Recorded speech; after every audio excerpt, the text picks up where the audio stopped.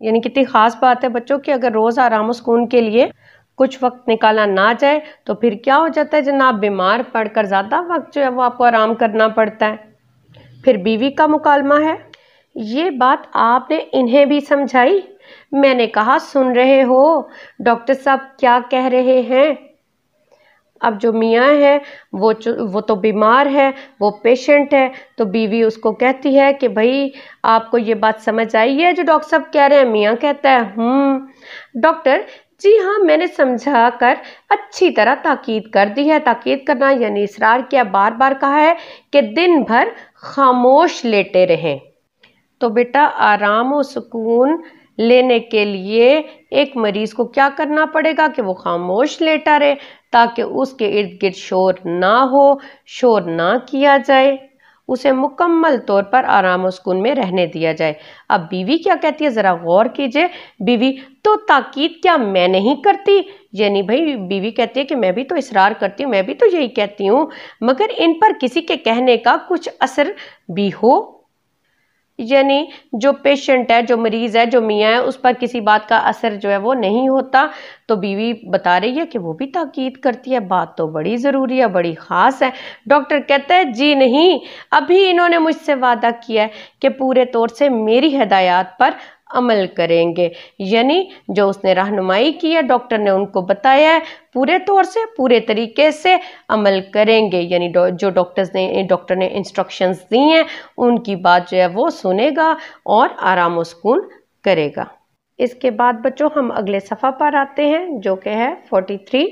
बीवी का डायलॉग है। बीवी कहती है और दवा किस किस वक्त देनी है? दवा के बारे में पूछ रही है कि कौन सा टाइम है। डॉक्टर कहता है जी नहीं, दवा की मुतलिक ज़रूरत नहीं। मुतलिक यानी बिल्कुल ज़रूरत नहीं, बस आप सिर्फ इनके आराम और सुकून का ख्याल रखिए। ग़ज़ा जो कुछ देनी है मैं लिख चुका हूँ। अच्छा जी, दवा तो उस डॉक्टर ने दी नहीं क्योंकि मरीज़ को दवा की ज़रूरत नहीं थी। किस चीज़ की ज़रूरत थी?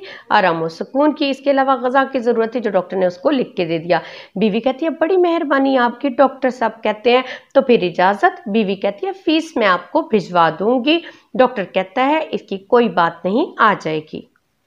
फिर बच्चों बीवी जो है वो ऊंची आवाज़ से पुकार कर, यानी ऊंची आवाज़ में बुलाती है किसको? अपने नौकर को। नौकर का नाम है लल्लू। उसको कहती है अरे लल्लू, मैंने कहा डॉक्टर साहब का बैग बाहर कार में पहुंचा दीजिए। दीजियो का मतलब भी दो ही होता है, यानी डॉक्टर साहब का बैग जो है वो कार में पहुंचा दो।